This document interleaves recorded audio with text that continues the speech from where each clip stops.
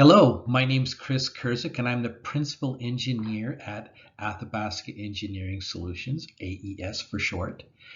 And what does AES do? Well, first of all, we provide third party value evaluations, we provide training and certification, we provide equipment re rating. Welcome back, folks. We're going to start a new series. It's called Part 8 Weld Misalignment and Shell Distortion, and this is episode 1. And in particular, our episodes will look at API 579-1, and we referenced the 2007 and 2016 editions. The dash 2 is for example, so if in future um, presentations, if requested, we'll go through some examples. So let's take a look. So the first part we're going to look at is weld misalignment. The second one is called shell distortion. And the third part is the terminology associated with that, so that we can characterize the distortions and the weld misalignments. So let's jump right in.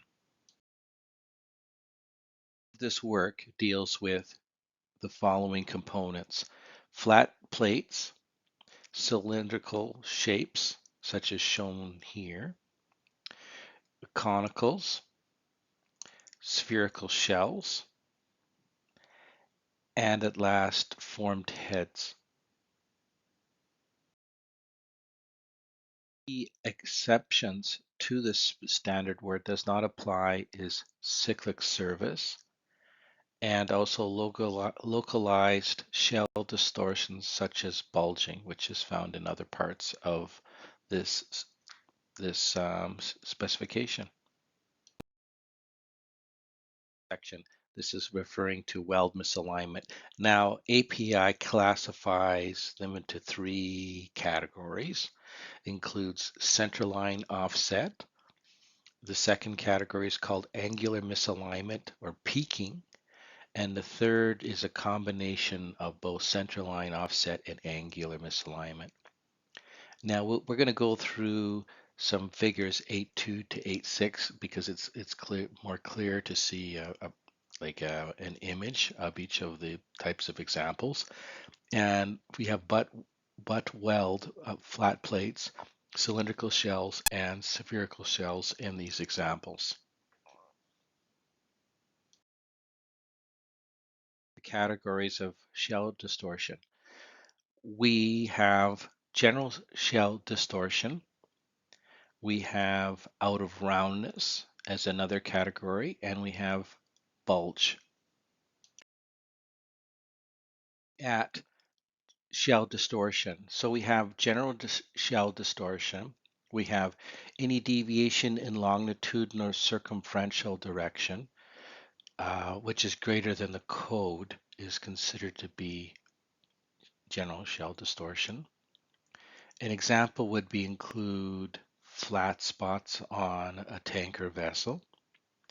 And it can consist of multiple curvatures of distortion, but that is only allowed to be analyzed at a level 3 assessment. Okay, so let's take a look at out of roundness. Refer to figure 8.7. Some key issues to bring across here. For shells and pipes, there's an assumption made that the out of roundness is constant through the longitudinal direction, which is not always the case, of course. And the pipe or shell is going to be oval in shape or arbitrarily in shape. And for elbows, overshaped occurs at the mid elbow and is considered to be greater than 50% of the ideal geometry. And the ideal geometry is the catalog geometry that the elbow was designed to dimensionally. Now let's look at bulges. So bulges is an outward deviation of the cross section of the pipe bend. It's a local geometry and it has an angular extent to it.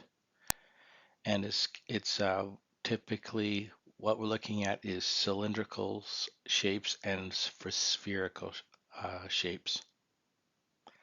Another point is for bulging at the blister, you should refer to part 7. It's not applicable to this part 8.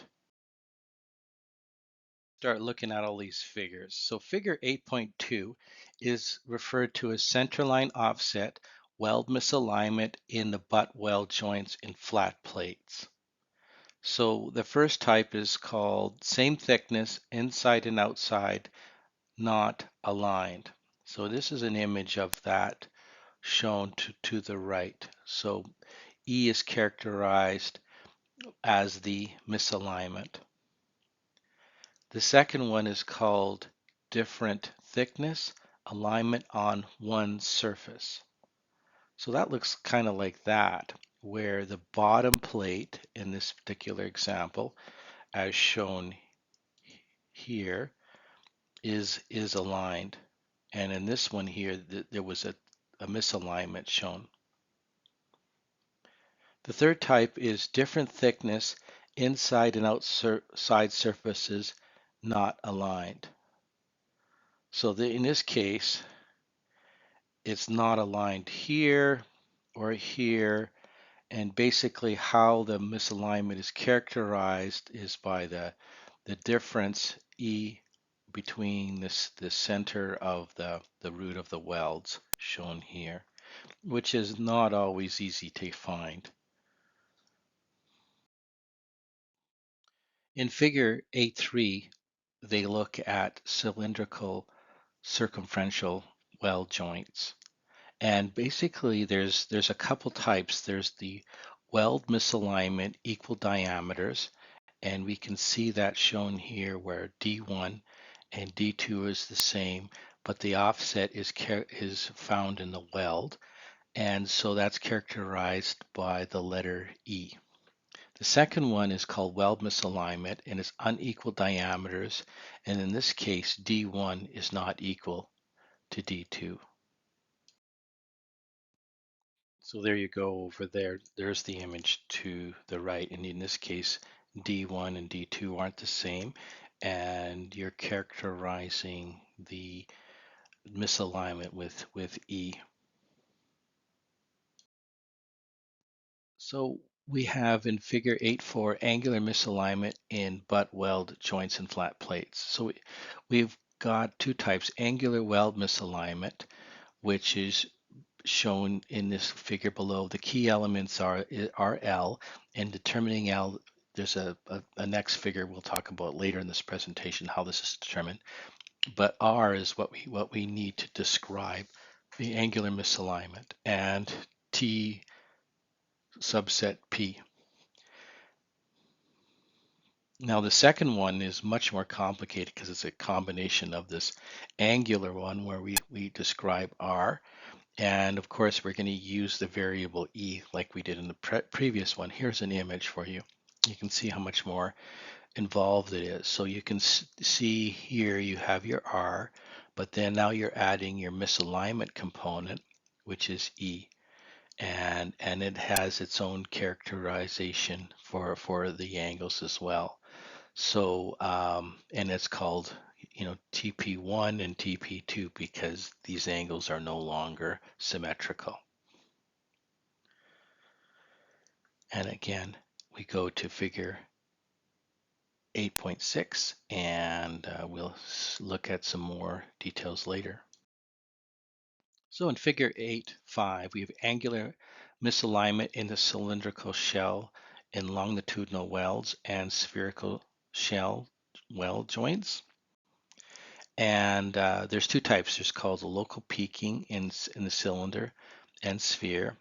And there's a second type called the global peaking in the cylindrical shells and spheres. The first one that we're going to show you is how we characterize A, which is shown here. And basically you can see it's local. So in this case, it's characterized by 2 times P, and it's considered to be, in this example, symmetrical, which is not always the case, right? And this elevation height is the difference between the shell without imperfections and the peak, and it's described by the Greek letter lambda.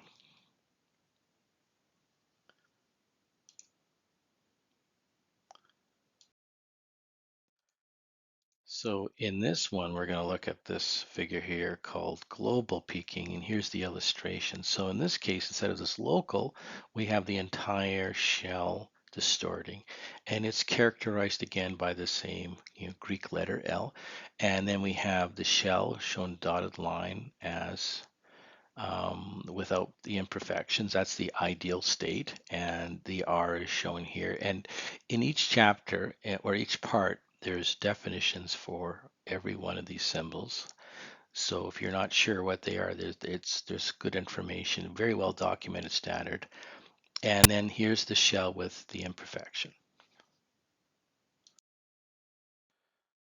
So in figure 8.6 is angular misalignment in a cylindrical shell circumferential seam. So L, this is where we talk about L, and which is defined as the length of the base of a triangle whose height is measured from the line of force P. And there's some conditions here about there has to be some constraints, and they're shown there. And so in this case, our sigma must be greater than 0, which makes sense, and L has to be less than infinity. And so basically what we'll do is we figure out where our triangle is, and that's how we determine L. So let's take a look at figure 8.7. This is global circumferential out of roundness. So there's some examples of D max and D min, and it's applicable to cylindrical, conicals, and spherical shells. And so here the first type is shown off to the left here, where D max is different than D min because in this case there's like a lap joint. In this case, we have there's a D min because of a localized distortion or bulging or something. And then over here, we have something where it's like an ovality issue where D max and D min may be different. In figure 8.7, we characterize global circumferential out of roundness. And there's a figure here that where we start to characterize it. So D max, this is ovality. So of course D max will be on the longest side and D min would be here. And then the imperfections are described in terms of an angle around that. And you can see that everything is sort of compared to the shell without distortion. And of course the solid line is the shell with imperfections. Now we'll wrap up our presentation, or part one, with a look at out of roundness and particular pipe bands, which has always been quite interesting. I've seen a lot of these over the years where there's been ovalization. And as we described, most of the distortion is in these models is assumed to be at where the crown is, right at the 50% mark of the vessel. So you can see that the dotted line is shown here as a location where there is no distortion. You can see the distortion there.